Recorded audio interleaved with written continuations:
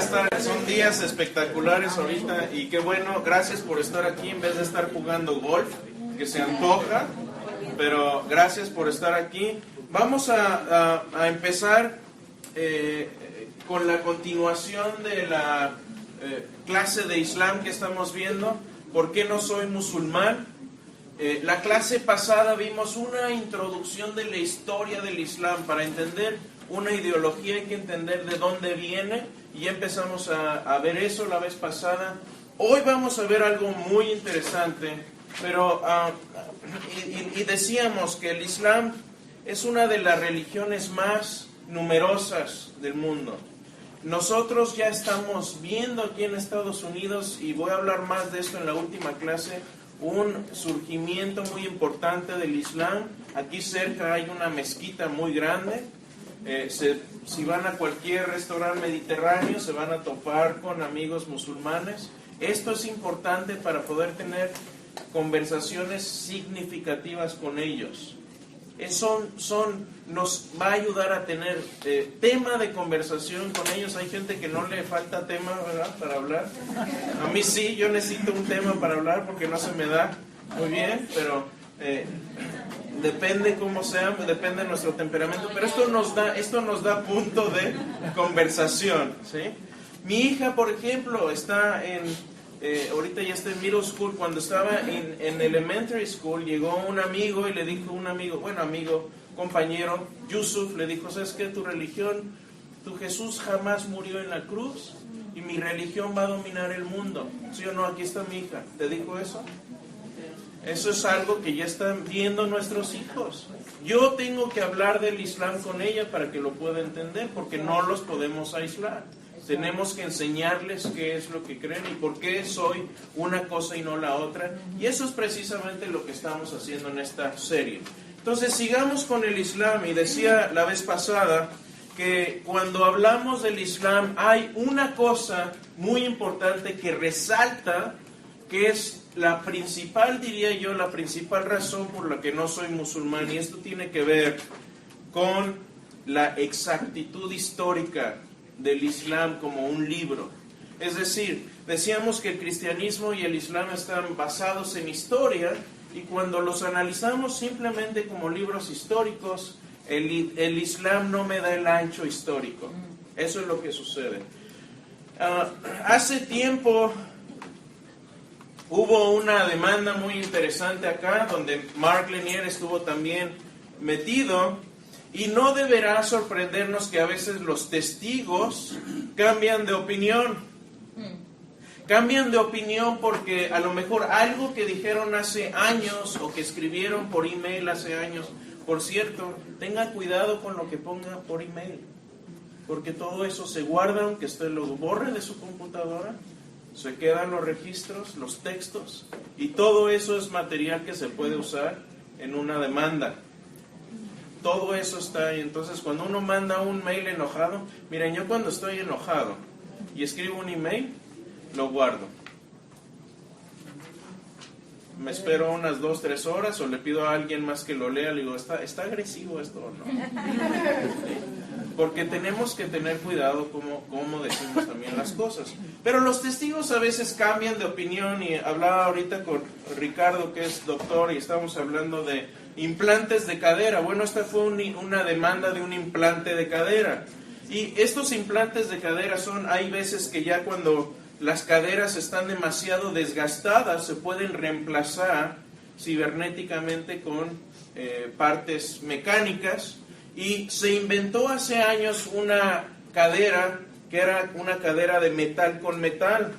Pero sucedió que estas caderas empezaban a frotar el metal con metal, y empezaba a haber limaduras de metal microscópicas que empezaban a filtrarse dentro del cuerpo y dentro de las células, y empezaban a causar serios problemas de salud. Entonces hubo una demanda. Sí, ciertas personas se dieron cuenta de esto, demandaron a una coalición de compañías que hacían estos implantes.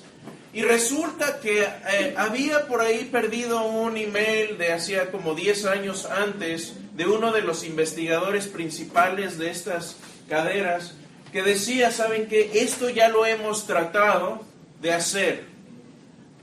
No funcionan estas caderas porque causan problemas por las limaduras que producen. Y ese email se quedó ahí perdido durante años. Bueno, ese mismo testigo fue llevado a testificar acerca de este problema, pero cambió su historia. ¿Por qué? Porque las compañías le estaban pagando por decir, no, estas caderas no tienen ningún problema. Ya tenía un interés de por medio con muchas razones de peso, como de este tamaño. Entonces este hombre cambió su opinión, pero resulta que ese email fue como el arma decisiva para desenmascarar que realmente había problemas con estas, exactamente, había problemas con estas caderas, y Mark ganó el juicio gracias a ese correo. ¿Por qué?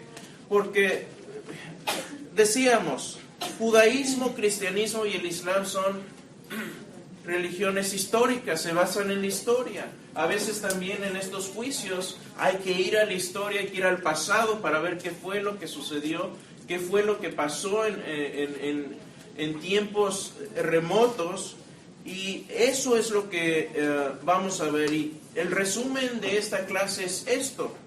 Cuando veo la historia que relata el Corán, no me parece confiable.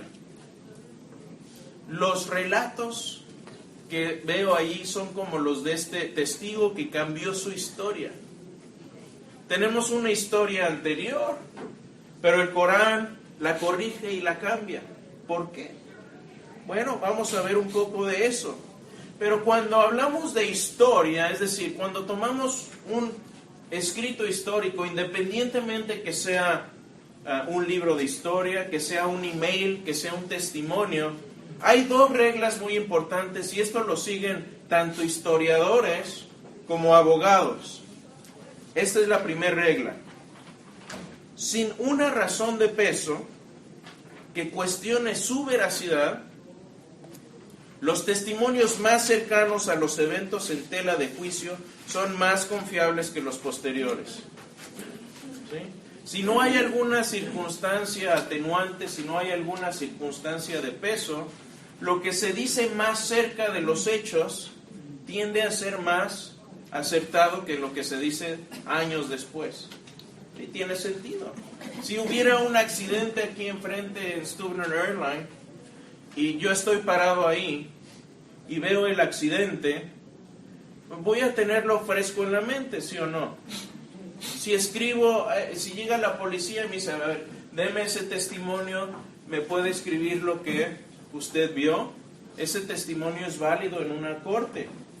Pero, ¿qué pasa si yo le platico a mi esposa lo que pasó y después mi esposa no escribe nada y 20 años después se lo platica a alguien más? ¿Cuál creen que va a ser más acertado? El primero. El mío, porque estaba ahí, estuve cerca de los hechos. Fue algo reciente. Entonces lo mismo sucede aquí con cuestiones de historia. Regla número 2. Los prejuicios de alguien que cambia un relato deben ser considerados al analizar los hechos del pasado para determinar lo que realmente sucedió. ¿Qué es un prejuicio? Es cuando yo hago un juicio prematuro.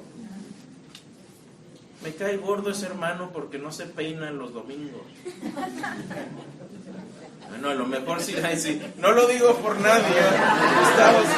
Gustavo se está peinando el gallo acá. Yo porque no tengo mucho que peinarme, pero eso es otra cosa. Pero hay prejuicios que tenemos, todos los tenemos. Todos tenemos prejuicios. Mira, esa hermana otra vez se puso esa camisa que no le queda. Y las hermanas lo... No. Ya mejor no digo nada. Si a alguien le queda el saco ya no vuelve a la clase. Pero sucede eso. Entonces, este hombre, ¿qué prejuicio tenía?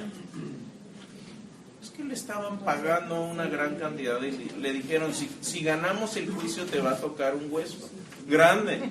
Así que más vale que digas que estas caderas son magníficas. Ese es el prejuicio de esta persona. Bueno, hay que tomar en cuenta eso también cuando vemos estos escritos históricos. Y hay cierta dificultad inherente cuando tratamos de estas cuestiones de historia, porque viene entrelazado el Islam con la identidad de la persona, no es nada más un escrito al vacío, va ligada la identidad de quién es un musulmán con el libro del Corán. Entonces vamos a comparar un poquito, antes de entrar en materia de historia, cómo es que vemos nosotros los cristianos las escrituras y cómo ve el musulmán las escrituras, porque son muy diferentes las formas en que vemos cada uno de nosotros nuestras propias escrituras, muy distinto. Cuando el cristiano habla de las escrituras, hablamos de 66 libros, escritos por distintos autores en un lapso de más o menos 1500 años. Vamos a ver que el Islam es muy distinto a esto.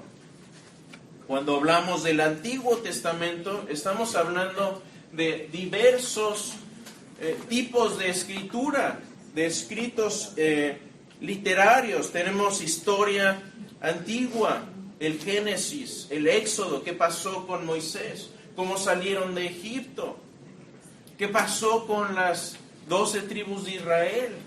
Tenemos escrito histórico, tenemos leyes, Levítico, Éxodo 20 con los 10 mandamientos, tenemos enseñanzas, leyes y enseñanzas, poesía, tenemos los salmos que son comparables a la mejor poesía que se ha escrito en el mundo secular incluso, literatura sapiensal, los proverbios, sabiduría de las escrituras. Tenemos también escritos proféticos, Isaías, Jeremías, Ezequiel, Daniel.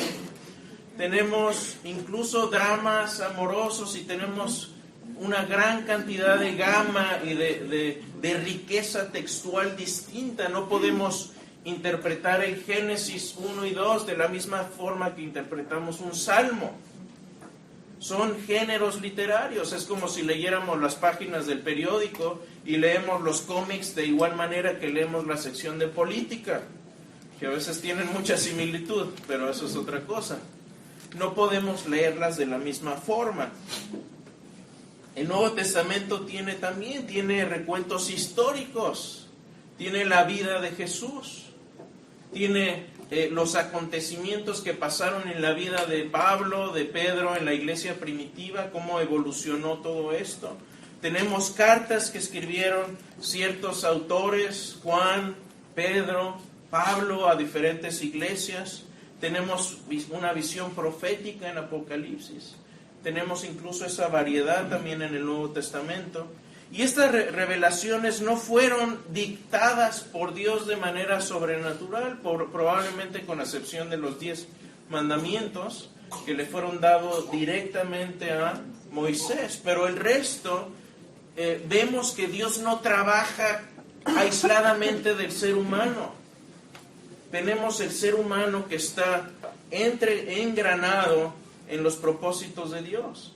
Entonces, por eso decimos que las revelaciones son inspiradas por Dios, pero no fueron simplemente dictadas de forma natural. No se sentó Pablo y dijo, Señor, ok, dime ahora qué quieres que diga. No, conservaron sus personalidades los autores al escribir también, pero inspirados por Dios. Estas escrituras que pasó se confiaron a la gente para su mantenimiento. Es decir, cuando llegaba una carta de Pablo a Corinto, los corintios no llegaban y decían, ya leímos la carta, bueno, quemémosla. Ya la leímos, ya cumplió su propósito. No, ellos la veían, la copiaban y la mandaban a las demás iglesias para que pudieran beneficiarse de la enseñanza de Pablo. Eso es lo que sucedía. Y por eso hoy día tenemos casi 6,000 copias nada más en griego de todos los escritos del Nuevo Testamento. Dios le confió al hombre el mantener estos escritos. Pero estos escritos también tienen la huella digital de Dios. Podemos ver las huellas de Dios en estos escritos. También el mensaje de redención se encuentra en las traducciones. Es decir, cuando leemos nuestras Biblias no las leemos en griego, al menos que sepan griego. Las leemos en español o en inglés o en muchos otros idiomas. Y el mensaje de salvación se encuentra conservado en estos escritos, pero debemos reconocer que pierden algo del detalle del original. Por ejemplo, cuando algunos escépticos, cuando hablo con ellos, dicen, tu Biblia está mal porque dice que Jesús, cuando lo clavaron a la cruz, lo clavaron de las manos. Y sabemos con registros arqueológicos que no los clavaban de las manos. Si uno clava en la mano, los metacarpos se van a... Sí, aquí hay médicos que pueden... Sí, están diciendo que sí. El clavo se metía aquí. ¿Sí? ¿Por qué? Porque el griego generalmente nos dicen, el griego es muy específico y muy exacto. Bueno, no en todos los aspectos. Cuando el griego se utiliza para decir mano, en realidad, si yo pusiera mi brazo así, lo estiro, lo que sale de mi camisa realmente es lo que en griego se conoce como mano. Incluye la muñeca. No hay una palabra más específica para decir muñeca y mano. Pero esas cosas se nos pierden en el idioma porque no las sabemos a veces. Pero ese es el tipo de cosa que perdemos a veces en la traducción. ¿Se pierde el mensaje del Evangelio? No. ¿Usted pierde su salvación porque sepa que es mano o muñeca o las dos cosas? No. Ese es el sentido de la Escritura. Los cristianos no adoramos la Biblia, no somos bibliólatras. Gracias. No adoramos a la Biblia, no nos sentamos, nos ponemos de rodillas y hacemos alusiones a la Biblia, ¿sí? No nos inclinamos a ella. Si alguien quema una Biblia, no nos vamos a sentir a gusto, pero no vamos a sentir tampoco la necesidad de hacer un acto terrorista. Bueno, eso no sucede en lo mismo. En el Islam es muy diferente. El Islam considera que el Corán es la revelación del Dios del universo. Considera también que fue revelado el Corán a Mahoma por medio del Espíritu Santo que obró en el corazón de Mahoma en una lengua árabe pura. De hecho, el árabe que se utiliza en el Corán es un árabe muy clásico y que rara vez las gentes laicas lo entienden. Tienen que usar a un imán para poder leer el Corán correctamente y no lo interpretan ellos. Un musulmán promedio no es que vaya y tenga ahí su Corán y lo lea todas las mañanas y diga, a ver, ¿qué quiere Alá decirme hoy esta mañana? No lo hacen. ¿Por qué? Porque primero, aquí, por lo menos aquí en Estados Unidos, la mayoría de los musulmanes no saben el tipo de árabe que está escrito en el Corán. Entonces confían completamente en lo que el imán va a hacer. Y si el imán tiene una agenda, eso es lo que va a... Exactamente. Siempre hay agendas escondidas en esto. Y por cierto, hablando de agendas escondidas, lo que ustedes van a ver en las noticias normalmente ya viene tintado de política. ¿Sí? Lo que aprendemos en las noticias del Islam normalmente no va a venir, viene ya entintado con prejuicios. Por eso tenemos que ir a las fuentes principales, por eso hay que leer el Corán. Entonces ellos consideran que las traducciones no solo no son buenas, sino que las traducciones pierden muchísimo cuando se traducen del árabe a cualquier otro idioma. ¿Sí? Esto es muy importante, ¿queda claro esto? ¿Sí? Entonces por eso el musulmán promedio prácticamente no sabe mucho Corán más que lo que aprende o lo que escucha de los imames, que son los que guardan, interpretan y conocen la escritura en una mezquita.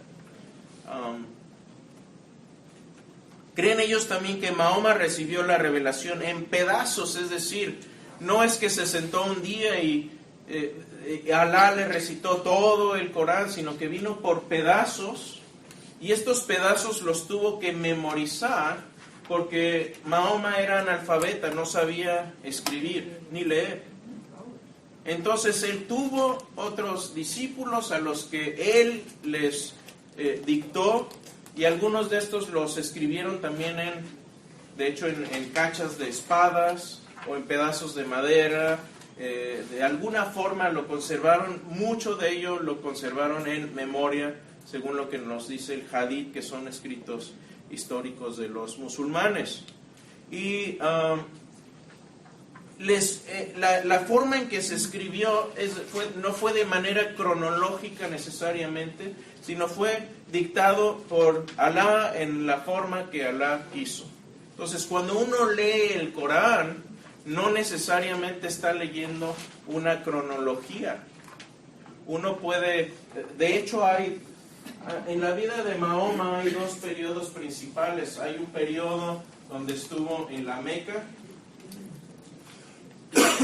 y hay otro periodo donde estuvo en Medina, otra ciudad árabe, y hay pasajes que recibió cuando él estaba residiendo en diferentes ciudades. Entonces estos pasajes se llaman los pasajes de la Meca o los pasajes de Medina, pero viendo simplemente el Corán uno no sabe cuál es cuál. Por eso uno tiene que complementar esto con otros escritos históricos que ellos consideran que se llaman el Hadith. Estos son escritos de diferentes personajes de la historia árabe, la historia musulmana, que escribieron biografías, dichos, etcétera, acerca de Mahoma. Entonces uno tiene, para estudiar el Corán en contexto, uno tiene que entender si es un pasaje de aquí o en qué época estaba hablando Mahoma. Se complica la cosa también porque ellos tienen algo que se llama doctrina de abrogación.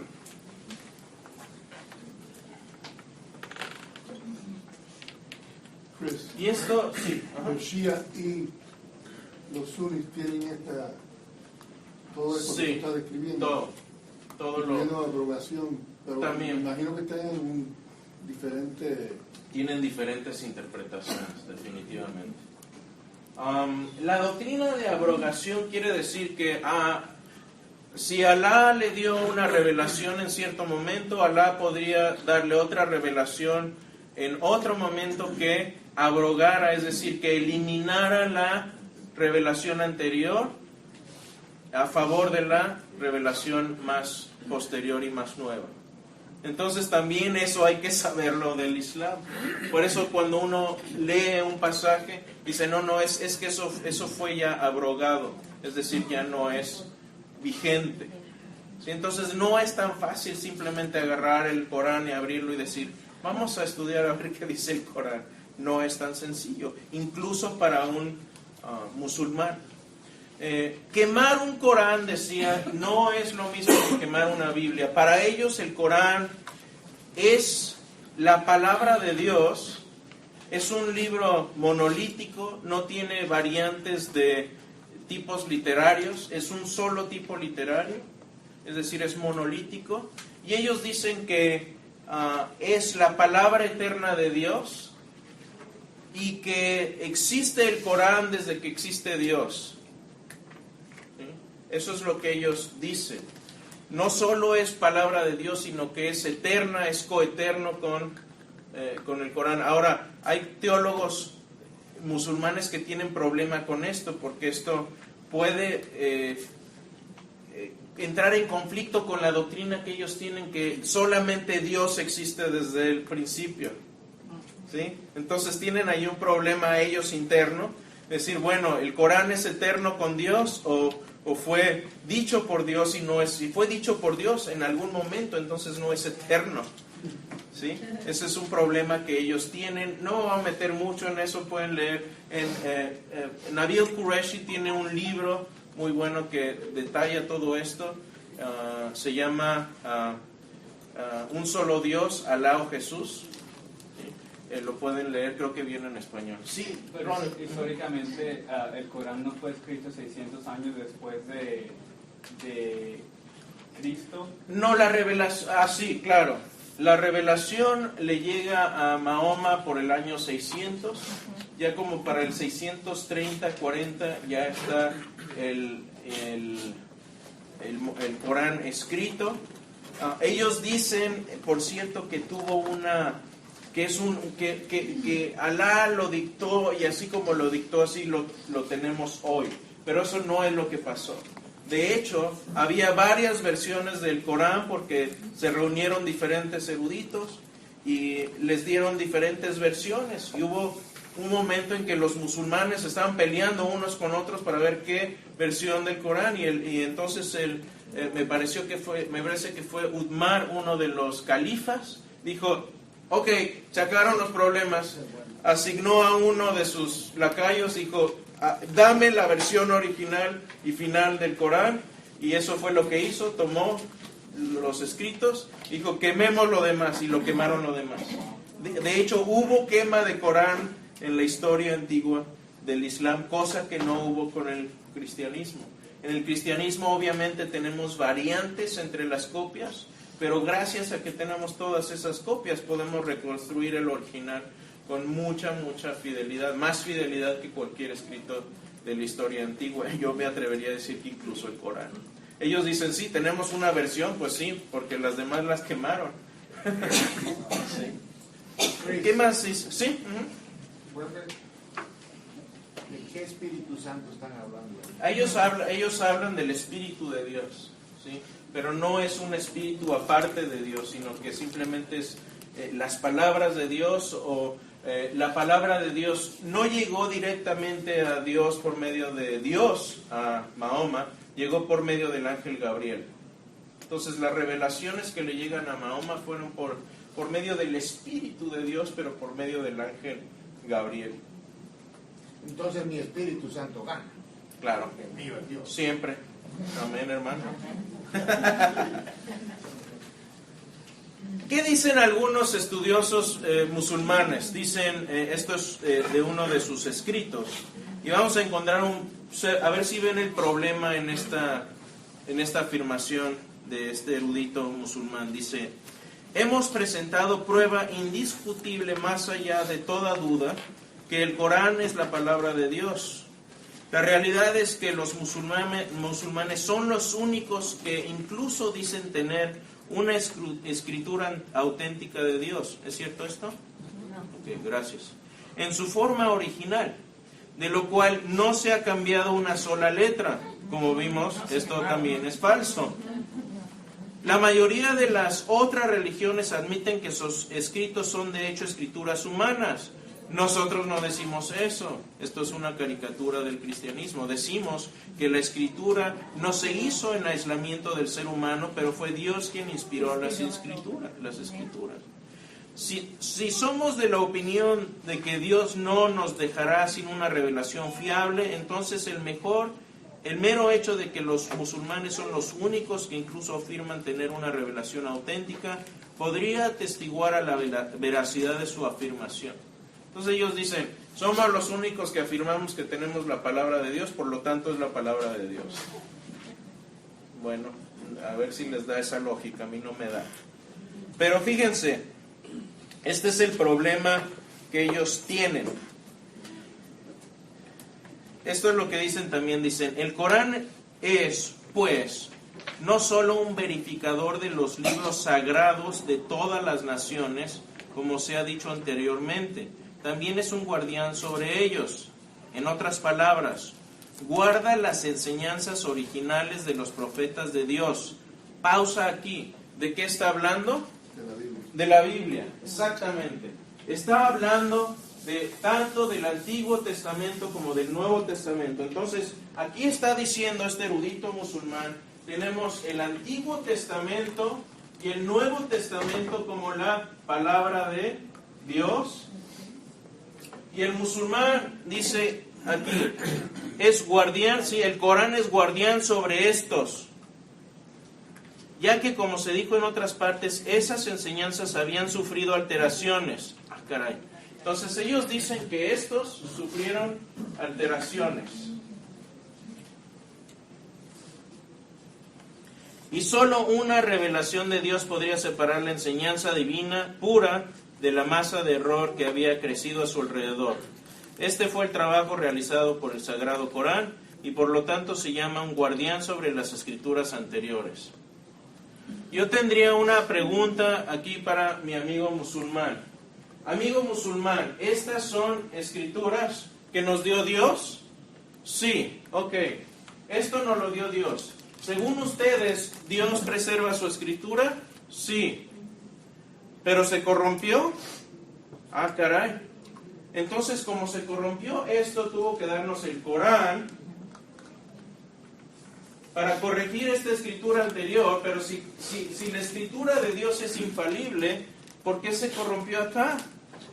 ¿Qué no pudo Alá? A ver, ¿estaba dormido entonces cuando se reveló esto y se corrompió de repente?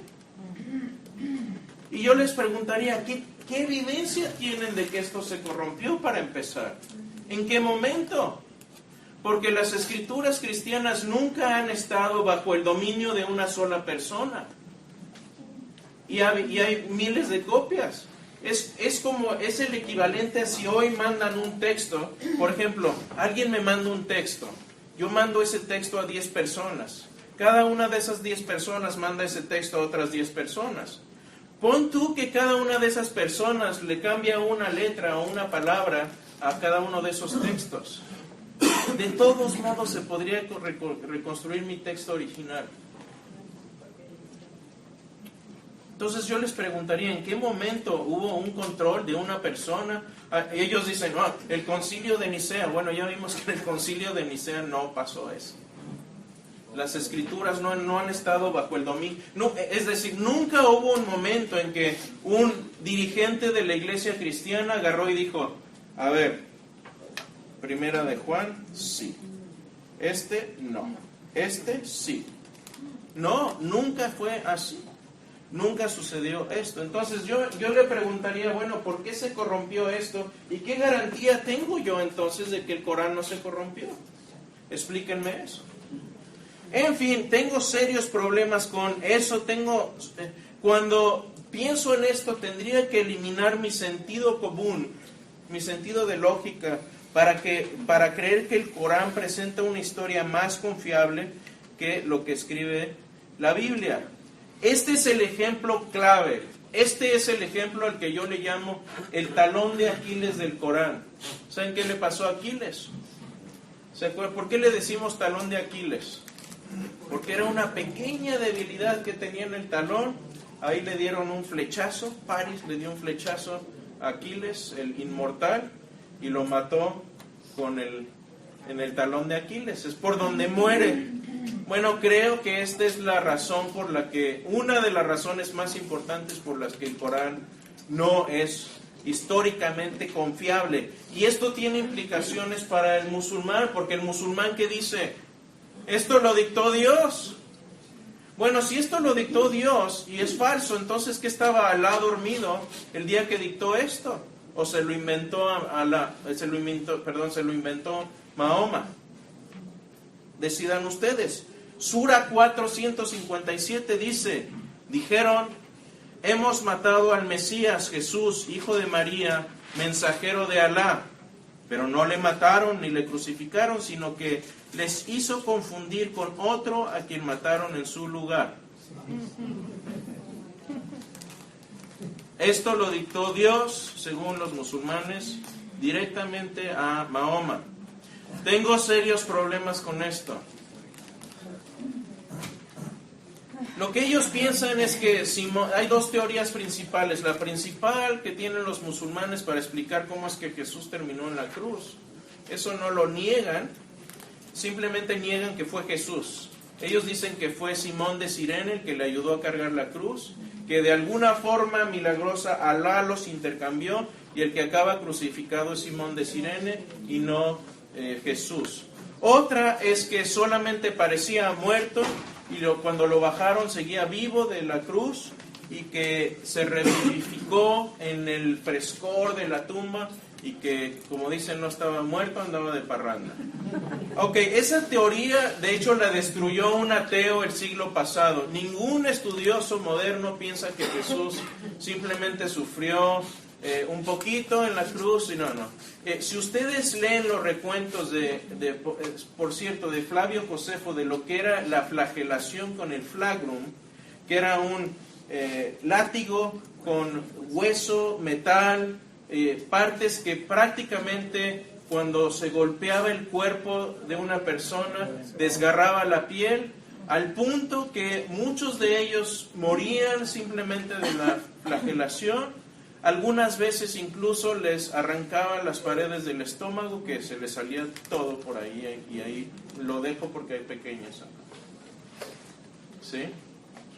Era una cuestión terrible. Cuando Jesús ya no puede cargar la cruz, no es porque estaba debilucho, porque no tenía fuerza, era porque había perdido gran cantidad de sangre durante el proceso de flagelación. Después, si hubiera incluso, dice Strauss, fue un estudioso alemán que no era creyente, dijo, pon tú que Jesús hubiera sobrevivido esto, se hubiera quitado la mortaja, hubiera de alguna forma rodado la piedra, hubiera caminado 4 o 5 millas a donde estaban sus discípulos, hubiera llegado con los discípulos y les hubiera dicho, resucité. Todo cubierto de golpes, de llagas, deforme. Los discípulos no hubieran dicho, mira, resucitó el Señor, hubieran dicho, llamemos una ambulancia. Por eso ningún erudito hoy en día cree esta teoría, y la teoría de Simón de Cirene, perdónenme, pero es risible, no tiene absolutamente nada de histórico. Entonces, cuando yo someto esta idea al análisis histórico, me es imposible afirmar lo que creen. De hecho, si me prestas tu escrito, veamos lo que... Es decir, esto va en contra de las afirmaciones de literatura histórica antigua, tanto pagana como judía como cristiana. Veamos algún ejemplo de esto. Veamos, por ejemplo, un historiador romano, si lo vemos en la página, no viene página, pero en la sección que dice historiadores paganos, hay un texto aquí en itálico que dice, esto es de un historiador romano. De hecho, este historiador, Cornelio Tácito, tenía acceso a los archivos imperiales del Imperio Romano en el siglo I, y escribe esto acerca de Jesús. Resulta que el contexto es que Nerón era en aquel tiempo el emperador romano. Nerón vio un pedazo de tierra en Roma, no tierra, sino que había construcción, y dijo, me gusta para hacer un buen palacio para mí, para hacer un buen castillito ahí, prendámosle un cerillo para que se queme, y así ya tengo pretexto para hacerlo. Sucede que se le pasó la gasolina al incendio y quemó casi 3/4 partes de Roma, y la gente se le sublevó porque hubo rumores de que había sido él el que lo hizo. Y entonces esto es lo que escribe Cornelio Tácito años después. Dice, para deshacerse del reporte, Nerón culpó e infligió las torturas más exquisitas a una clase odiada por sus abominaciones, llamados cristianos por el populacho. Christus, de quien el nombre tuvo su origen, sufrió la pena capital durante el reinado de Tiberio a manos de uno de nuestros procuradores, Poncio Pilato, y una superstición muy maliciosa, por lo comprobado por el momento, estalló de nuevo no solo en Judea, la primera fuente del mal, sino también en Roma. ¿Qué dice Cornelio Tácito que pasó con Jesús? Que fue crucificado por Poncio Pilato. ¿Tenemos registros de gente que haya sobrevivido crucifixiones? De hecho, tenemos una. Les voy a platicar cuál fue. El escritor, historiador judío Flavio Josefo, de hecho Mark cuando enseñó esto, él dijo, no tenemos registros. Le mandé un mensaje, le dije, sí tenemos un registro. Y me dijo, sí, tiene razón. Pero fíjense lo que sucede con este registro. Está hablando Flavio Josefo, que era historiador judío, que se hizo historiador de los romanos, hizo traidor de los romanos, y estaba después recorriendo un campo donde habían crucificado a cientos de personas, y encontró a 2 de sus amigos que estaban crucificados. Fue con el emperador y le rogó, le dijo, estos son amigos míos, bájalos por favor.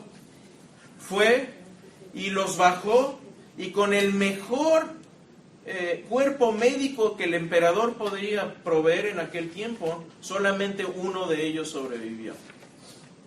Es el único registro que tenemos. Los demás, nadie ha sobrevivido. Eso era, yo creo que eso es testamento a lo mortífero que era la crucifixión en el siglo I. Y el hecho de que tenemos un recuento que a Jesús le perforaron el costado, salió agua y mezclada con sangre. ¿Qué significa normalmente eso, Ricardo?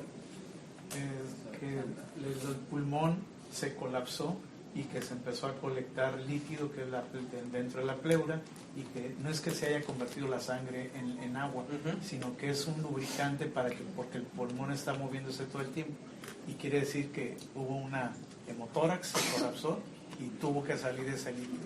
O sea, ¿puedes estar vivo cuando sale eso? Puedes estar por algunas horas solamente, pero es el caso de que con el peso precisamente se colapsa y luego le sigue el siguiente y ahí fue. Okay. Qué bueno es tener un médico cuando lo necesitamos y no por la enfermedad. Bueno, déjenme, tenemos a Cornelio Tácito un poquito más abajo en la misma página, un sátiro griego, Luciano de Samosata. Este era un hombre que escribía sátiras y se burlaba de todo el mundo. Sí, Ricardo. Nomás me decir otra cosa importante. No se le rompió hueso en las rodillas. Claro. La crucifixión se rompe precisamente con el peso, sí. Se acelera la muerte. Al final de esta clase, de esta serie, quiero hacer una clase que quiero titular ¿Por qué sí soy cristiano? Y quiero hablar de la resurrección y de la crucifixión en más detalle. Pero muy cierto, ahí nunca se le rompió el hueso, de hecho eso viene profetizado en los años. Después Luciano de Samosata escribe también entre el año 125 y 180, dice: los cristianos lo veneraron, habla de Jesús, como a un Dios, y hay quienes todavía adoran al hombre que fue crucificado en Palestina porque introdujo este nuevo culto en el mundo. ¿Qué agenda tienen estos hombres de decir que Cristo fue crucificado? ¿Tienen alguna necesidad de hacer eso? Para nada. No vayamos más. Tenemos a Flavio Josefo, que acabo de mencionar. Pueden leer el escrito ahí. Pero déjenme darles el resumen de esto. Tenemos al menos 13 o 14 fuentes históricas que dicen que Jesús fue crucificado dentro de los primeros 150 años de la vida de Jesús. Es decir, 450 años antes del Islam, tenemos más de 14, 15 fuentes en los primeros 150 años que hablan de la crucifixión de Jesús como un hecho histórico. Entonces, esta teoría de sustitución es imposible dado lo que sabemos de la crucifixión romana. Cuando hable de la resurrección voy a hablar más de esto. No solo eso, tenemos a Pablo, pero muchos dicen, pero Pablo era un cristiano, era fuente cristiana, no lo contemos. Ok, les cedo el argumento, no necesitamos ni a Pablo. Vamos más allá. Quiero citar a algunos historiadores modernos que no son cristianos. De hecho, voy a citar a 3 judíos, 3 ateos y un católico moderado, es decir, un católico liberalón. El primero es un ateo alemán, estudioso alemán, que se llama Gerd Ludermann, y él es lo que dice esto: la muerte de Jesús como consecuencia de la crucifixión es indiscutible, por esta evidencia que les digo. John Dominic Crossan, otro ateo, dice que él fue crucificado, Jesús, es tan seguro como cualquier cosa histórica pueda ser. Geza Vermes, judío, dice: la pasión de Jesús es parte de la historia. Estoy citando lo que ellos escribieron. La muerte de Jesús, otro judío, Pinchas Lapid. De hecho, este hombre es interesante porque él dice: Jesús seguramente sí resucitó. No lo acepto como Mesías, pero la evidencia que hay histórica me dice a mí que resucitó. Y eso es lo que dice: la muerte de Jesús por crucifixión es un hecho ciertamente histórico. Una judía, Paula Fredrickson, dice: el hecho más sólido sobre la vida de Jesús es su muerte. No tienen agenda escondida estas personas. Este hombre, L.T. Johnson, católico moderado, dice: Jesús se enfrentó a un juicio antes de su muerte, fue condenado y ejecutado por crucifixión. Déjenme poner una última fuente aquí. Uno de mis maestros en la universidad, en la maestría, fue el doctor Gary Habermas. Este hombre es posiblemente el experto número 1 en cuestión de Jesús histórico. Él estudió más de 3.400 fuentes, es decir, qué es lo que han escrito en los últimos 200, 300 años los estudiosos de la vida de Jesús, historiadores, etcétera, etcétera. Y dice, lo estoy citando, dice: mi bibliografía consta de unas 3.400 fuentes de eruditos en francés, alemán e inglés, incluyendo ateos, agnósticos, historiadores liberales. Todos afirman que Jesús murió crucificado en el siglo I. Cuando me sale un amigo ateo y me dice: Jesús ni siquiera existió, veamos esta evidencia, porque a muchos ateos les gusta citar cosas que son falsas y nadie los cuestiona. Yo les digo: dame, es más, yo lo reto con esto: dame una sola cita de estas que diga Jesús no existió, de un solo historiador con doctorado acreditado de una buena universidad que dé clases en una universidad acreditada. Porque cucús locos hay por todas partes. Dame un historiador serio que crea que Jesús no murió crucificado en el siglo I. Acá te espero. Esto lo he hecho decenas de veces y sigo esperando. Creo que esto es el último, y el primero, y el último, y el único clavo necesario en el Islam para decir esto que dice el Corán es falso. Por lo tanto, como dicen, el castillo de arena del Islam se desmorona con esto. ¿Sí? Ibas a... Una pregunta: ¿se sabe de alguna motivación política o alguna agenda musulmana de los años 600 que hayan motivado a que se escribiera el Corán o que se escribiera una nueva religión para ellos? Yo creo que se pueden hacer varias teorías. En realidad no me siento con la experiencia y el conocimiento para decirte esta era la agenda real de Mahoma. Yo creo que hay varias teorías distintas y se pueden hacer casos muy sólidos para eso. Pero yo lo que he dicho, y lo que cuando estuvo aquí Jim Wallace, el detective de homicidios, nos dijo: normalmente uno tiene que ver qué motivaciones tenía un escritor religioso cuando escribió sus escritos religiosos. Uno debe ser, por ejemplo, algún motivo pasional, ¿sí? Dinero o poder. En una de esas tres se resumen las motivaciones. Yo creo que en el caso de Mahoma, podrías hacer un caso por las tres. Y por cierto, por Joseph Smith también, que ese es otro caso. Pero me estoy adelantando. Pero sí, se puede hacer un caso muy sólido por eso. Entonces, vamos a seguir viendo esto, pero veamos puntos para casa. Gálatas 3:3, la primera carta que escribió Pablo, dice: Cristo nos redimió de la maldición de la ley, hecho por nosotros maldición, porque está escrito: maldito todo el que es colgado de un madero. Para los judíos era algo impresionante que fuera Jesús muerto en la cruz. Pero Pablo entendió que Jesús no murió en la cruz por algo que él hubiera hecho, sino por lo que el mismo Pablo debía pagar. Cuando él entendió esto, se hace cristiano y le dio a Dios una vida de gratitud. Lo que él abandonó, todo lo que tenía, lo abandonó por causa de la cruz de Cristo, por gratitud a su salvación. Creo que es un gran ejemplo que podemos seguir todos nosotros. 1 Corintios 1 dice: porque la palabra de la cruz es locura para los que se pierden, pero a los que se salvan, esto es, a nosotros, es poder de Dios. El mismo poder que levantó a Jesús de la cruz, de la muerte, está en nosotros.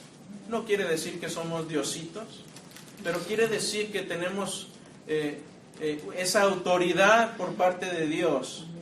Y yo quiero vivir bajo esa autoridad, no que viene de mí, sino esa autoridad que viene de Dios. Finalmente, Romanos 6:5 dice: porque si fuimos plantados juntamente con Él en la semejanza de su muerte, así también lo seremos en el día de la resurrección.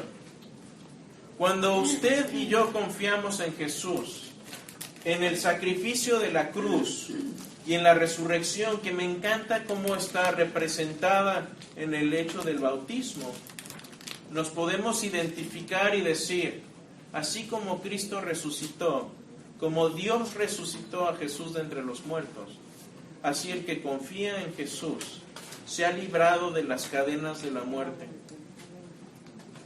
No tengamos miedo de la muerte, porque Jesús ya la venció. Y podemos vivir en esa confianza.